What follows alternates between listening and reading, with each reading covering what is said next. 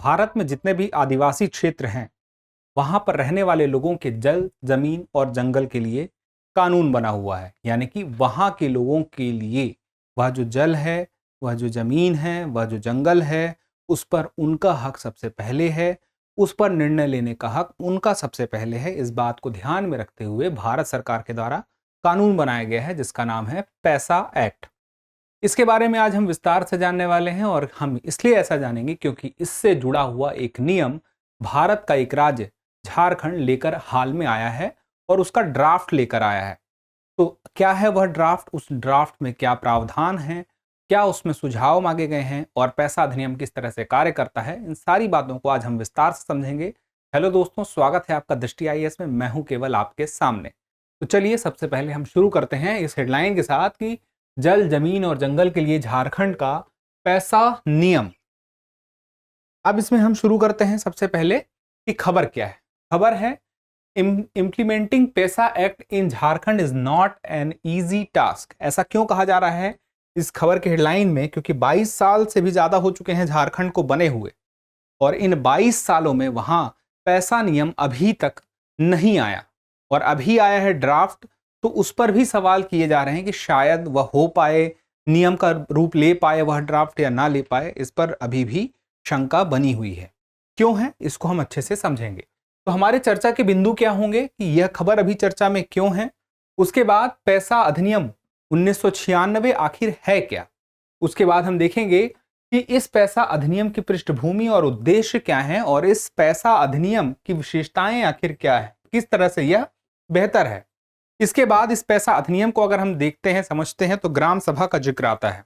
तो हमें यह जानना जरूरी है कि आखिर यह ग्राम सभा क्या है और इस ग्राम सभा का कुछ महत्व भी है। तो वह ग्राम सभा का महत्व क्या है, उसके बाद हम देखेंगे झारखंड के पैसा नियम के ड्राफ्ट में क्या क्या है कि आखिर यह जो नियम आया है, जो ड्राफ्ट आया है नियम का, उसमें क्या क्या प्रावधान झारखंड सरकार ने किए हैं और अंत में एक प्रश्न जो इस टॉपिक पर आपकी पकड़ को और करेगा मजबूत। तो चलिए सबसे पहले देखते हैं चर्चा में क्यों है। तो चर्चा में होने की वजह है कि अभी हाल ही में 26 जुलाई को झारखंड की सरकार ने क्या किया, जो पैसा अधिनियम 1996 है उसके लिए, उसको बेहतर तरीके से लागू करने के लिए नियम का एक ड्राफ्ट लेकर आया, यानी कि मसौदा लेकर आया। तो इस मसौदे पर वह सलाह लेगा भी लोगों से। तो उस पर सलाह काफी दिनों तक ली जाएगी और उसके बाद फिर देखा जाएगा कि नियम किस तरह से आता है। आखिर यह नियम आया क्यों, तो आपको समझना होगा कि जो झारखंड है वहां पर 26.3% आबादी आदिवासी है, यानी कि 8.64 मिलियन। इसको एक तरह से देखा जाए तो 86 लाख से भी ज्यादा मिलियन की आबादी, 86 लाख से ज्यादा की आबादी आदिवासियों की है। आदिवासी बहुल क्षेत्र है। तो वहां पर 24 में से 16 जिले, कहीं कहीं पर आपको मिलेगा 24 में से 13 जिले आदिवासी बहुल हैं और 3 उसमें से कुछ मात्रा में है। तो कहीं पे ये हम संख्या 13 देखने को मिल सकती, कहीं 14, कहीं पे 16।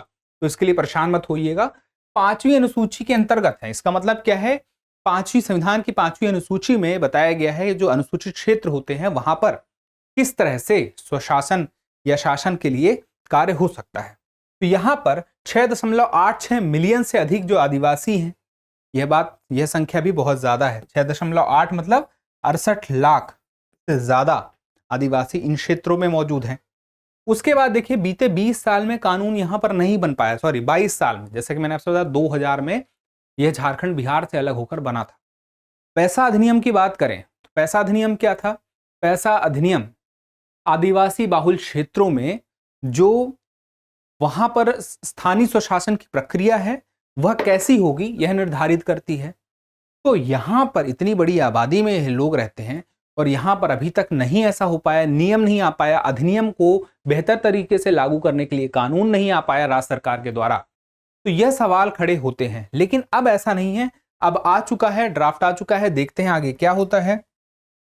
आगे देखिए, बात को समझते हैं। आखिर यह पैसा अधिनियम 1996 क्या है, इसको हम अच्छे से समझ लेते हैं। तो देखिए इसकी पृष्ठभूमि से हम शुरू करते हैं। वर्ष 1992 में 73वां संविधान संशोधन पारित होता है और 73वां संविधान संशोधन जो था ग्रामीण क्षेत्र में स्थानीय स्वशासन से संबंधित था। 3 स्तर की पंचायती राज संस्था के बारे में यह बताता था कि किस तरह से त्रिस्तरीय पंचायत होगी। लेकिन यहां पर अनुसूचित और आदिवासी क्षेत्रों के बारे में नहीं बताया गया। इसके लिए यह नहीं था, यह जो 73वां संविधान संशोधन था, अनुसूचित और आदिवासी क्षेत्रों में किस तरह से स्थानीय स्वशासन लागू होगा, यह बात समझ में नहीं आ रही थी। उसके बाद देखिए, यह जो 243M है, उसके तहत यह बात कही गई थी कि अनुसूचित और आदिवासी क्षेत्रों में प्रतिबंधित है यह पंचायती राज व्यवस्था। 1995 में भूरिया समिति की सिफारिशें आती हैं और इस भूरिया समिति की सिफारिशों के आधार पर ही यह तय होता है कि आदिवासी क्षेत्रों में आदिवासी स्वशासन सुनिश्चित करने के लिए पैसा अधिनियम आएगा। और दिसंबर 1996 में पैसा नियम अधिनियमित हो गया और इसके साथ ही तय हो गया कि अनुसूचित क्षेत्रों में जो रहने वाले लोग हैं, ग्राम सभा को एक तरह से देखा जाए तो सबसे निचले स्तर की विधानसभा है, हम इसे ग्राम विधानसभा भी बोलचाल की भाषा में कह सकते हैं, के माध्यम से स्वशासन सुनिश्चित करने हेतु केंद्र द्वारा अधिनियमित किया गया, ऐसा अधिनियम आया। तो एक तरह से देखा जाए तो जो पंचायत है, ग्राम पंचायत है, एक तरह से वह कार्यपालिका की भूमिका निभाएगी और जो ग्राम सभा है वह विधायिका की। ग्राम सभा तय करेगी किन मुद्दों पर कार्य होगा, वह कार्य कौन करेगा, ग्राम पंचायत करेगी। तो इस तरह से इस अधिनियम के माध्यम से जिम्मेदारी तय की गई ग्राम सभा और ग्राम पंचायत की। अब यहां पर उद्देश्य की बात जो थी, जो मैंने आपसे बताई, वो यही उद्देश्य था। अब इसे हमें थोड़ा सा और बेहतर तरीके से समझना होगा। यह जो पैसा अधिनियम है 10 राज्यों में लागू होता है, आंध्र प्रदेश, तेलंगाना, झारखंड, गुजरात, हिमाचल प्रदेश, महाराष्ट्र, मध्य प्रदेश, छत्तीसगढ़, उड़ीसा और राजस्थान। लेकिन जो झारखंड है, उड़ीसा है, यहां पर नियम अभी तक नहीं लागू हुआ था। झारखंड नियम लेके आ गया है और नियम ऐसे लेके नहीं आया है, केंद्र सरकार का इसमें दबाव है, क्योंकि केंद्र सरकार के द्वारा एक बहुत बड़ी राशि दी जाती है और केंद्र सरकार ने साफ साफ कहा कि यह जो इतनी बड़ी राशि है यह हम देना रोक देंगे। पैसा अधिनियम को लागू कराने के लिए बेहतर तरीके से केंद्र सरकार पैसे देता था और उसने जब कह दिया कि हम उस पर लगाम लगा देंगे, वो पैसे हम आपको नहीं देंगे, अगर आप नियम लेकर नहीं आते हैं तो राज्य सरकार लेकर आएगी, और यही हुआ भी। अब यहां पे आपको देखना होगा कि पैसा अधिनियम की विशेषता क्या है। विशेषता की बात जो मैंने पहले बताई थी, अब उसको अलग तरीके से समझते हैं तो बेहतर होगा। संविधान के भाग 9 में पंचायत से जुड़े प्रावधान है, अनुसूचित क्षेत्रों तक विस्तारित करता है पैसा अधिनियम। पहले हमने क्या देखा था कि अनुसूचित क्षेत्रों तक विस्तारित नहीं है, लेकिन अब जो पैसा अधिनियम में आ गया तो अनुसूचित क्षेत्रों तक पंचायत से जुड़े प्रावधान, जो पंचायती राज के प्रावधान थे संविधान संशोधन के, कौन से संविधान संशोधन के, 73वें संविधान संशोधन के, उसको हम अनुसूचित क्षेत्रों में किस तरह से विस्तारित कर सकते हैं, उसका माध्यम बनता है पैसा अधिनियम। अब इस पैसा अधिनियम में जनजाति समुदाय को स्वशासन का अधिकार प्राप्त होता है, यह बात तो ठीक है, लेकिन उद्देश्य देखें तो सहयोगी लोकतंत्र के तहत ग्राम प्रशासन स्थापित करना और ग्राम सभा को सभी गतिविधियों का केंद्र बनाना। तो आपसे मैंने बताया था कि जो एक विधानसभा की भूमिका में रहता है ग्राम सभा, तो ग्राम सभा का रोल बड़ा है, वो निर्णय ले सकते हैं। ग्राम सभा में हर एक व्यक्ति होता है जो कि वोट दे सकता है, जिसकी उम्र 18 साल से ऊपर की होती है और जिसका नाम मतदाता सूची में होता है, वह ग्राम सभा का सदस्य होता है। यानी कि सबसे निचले स्तर पर निर्णय लेने की क्षमता जिन लोगों के पास है वह ग्राम सभा के लोग हैं। तो यह क्षमता उनके पास रहे, जिससे वह अपने जंगल, जल, जमीन को सुरक्षित रख सकें, उसके लिए निर्णय ले सकें, इस पैसा अधिनियम में व्यवस्था की गई है। अब यहां पे देखिए बात आती है कि वो सिर्फ उतना ही नहीं, परंपराओं और रिवाजों को भी बचा कर रख सकें, इसका भी प्रयास होता है। पैसा एक्ट के माध्यम से आवश्यकताओं के अनुरूप पंचायतों को विशिष्ट शक्तियों से युक्त भी बनाता है। अनुसूचित क्षेत्रों में पंचायतों के पास विशिष्ट शक्तियां होनी चाहिए, इस बात का यहाँ पे ध्यान रखा गया है। अब आगे देखें ग्राम सभा क्या है। ग्राम सभा का जिक्र हुआ, जैसा मैंने आपसे बताया था, एक ऐसा निकाय है ग्राम स्तर पर पंचायत की निर्वाचन सूची में जो दर्ज लोग होंगे वह ग्राम सभा के सदस्य होंगे। आयु क्या है? 18 वर्ष, याद रखिएगा 18 वर्ष की आयु होगी तभी तो वो किसमें होंगे? निर्वाचन सूची में होंगे। संविधान के अनुच्छेद 243 खा में परिभाषित भी किया गया है कि आखिर ग्राम सभा क्या होती है। आपसे पूछा जाए, सवाल आए तो पता चलना चाहिए कि परिभाषित कहां किया गया है, 243 खा में। ग्राम सभा से जुड़े प्रावधानों को संविधान में 73वें संविधान संशोधन के माध्यम से जोड़ा गया था, उसके पहले नहीं था ग्राम सभा। जब पंचायती राज ही नहीं था तो ग्राम सभा कहां से होगी? पंचायती राज आया, उसी दौरान ही यह ग्राम सभा भी जोड़ा गया। साल में कम से कम ग्राम सभा की बैठकें कितनी बार होनी चाहिए? तो यह भी तय है कि 2 बार होंगी। उसके साथ ही ग्राम पंचायत को अपनी सुविधा अनुसार ग्राम सभा की बैठक आयोजित कराने की भी शक्ति प्राप्त है। अब बात आती है कि ग्राम सभा का महत्व क्या है। देखिए, जैसे हमने बात कहा कि सत्ता जितनी विकेंद्रीकृत होगी उतना बेहतर होगा। अगर केंद्रीकृत होगी, यानी कि पूरे देश का शासन अगर दिल्ली से चलाया जाए तो बहुत मुश्किल हो जाएगी, इसीलिए इसे विकेंद्रित किया गया। राज्य सरकारें हैं, एक तरफ संसद है, फिर विधानसभा है, और सबसे निचले स्तर पर जिसे हमने विधानसभा की संज्ञा दी वह ग्राम सभा ही है। सबसे निचले स्तर पर, जमीनी स्तर पर जो हमें दिखाई देता है। तो लोकतांत्रिक वित्त केंद्रीकरण देखने को मिलता है। पैसा ग्राम सभाओं को विकास योजनाओं की मंजूरी देने, देखिए योजनाओं की मंजूरी एक तरफ केंद्र सरकार दे रही है, राज्य सरकार दे रही है, और तीसरी तरफ आप देखिए तो सबसे निचले स्तर पर ग्राम सभाएं दे रही हैं, विकास योजनाओं की मंजूरी दे रही हैं।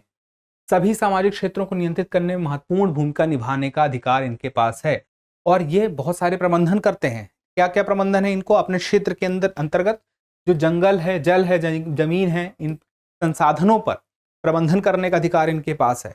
जो लघु वनोत्पाद हैं इसका प्रबंधन भी वे कर सकते हैं। उसके साथ ही मानव संसाधन की प्रक्रियाएं, कार्मिक जो नीतियों को लागू करते हैं, इससे भी। अब स्थानीय बाजार जो होता है हर क्षेत्र का, गांव का, उन स्थानीय बाजारों का भी प्रबंधन किसके पास रहेगा? इन्हीं पंचायतों के पास रहेगा, ग्राम सभा के पास रहेगा। और स्थानीय बाजारों प्रबंधन के साथ साथ जो भूमि अलगाव को रोकने का भी काम करेंगे, भूमि संबंधित विवाद को भी सुलझाने का काम करेंगे, और नशीलों पदार्थों को नियंत्रित करने का कार्य भी करेंगे। अब और बहुत सारी बातें, जैसे पहचान का संरक्षण, जो हमने आपसे बात कही थी कि सांस्कृतिक पहचान और परंपरा का रखरखाव कर सकेंगे ये लोग। साथ में आदिवासियों को प्रभावित करने वाली ये जो योजनाएं हैं, जिससे आदिवासियों की पहचान पर कोई संकट आता है, उस पर नियंत्रण रख सकेंगे ये पंचायत ग्राम सभा के लोग। और एक गांव क्षेत्र के भीतर प्राकृतिक संसाधनों पर इनका पूरा का पूरा नियंत्रण देने का प्रयास सरकार कर रही है अपनी तरफ से। संघर्षों का समाधान होगा। बहुत सारे संघर्ष होते हैं ग्राम सभाओं के क्षेत्र के अंतर्गत, जो आंतरिक संघर्ष होते हैं अपने अधिकारों और परिवेश की सुरक्षा के लिए। उस परिवेश की सुरक्षा के लिए, उनके अधिकारों के लिए एक तंत्र के रूप में यह पैसा अधिनियम व्यवस्था बनाता है। अब आगे देखें, पब्लिक वॉचडॉग।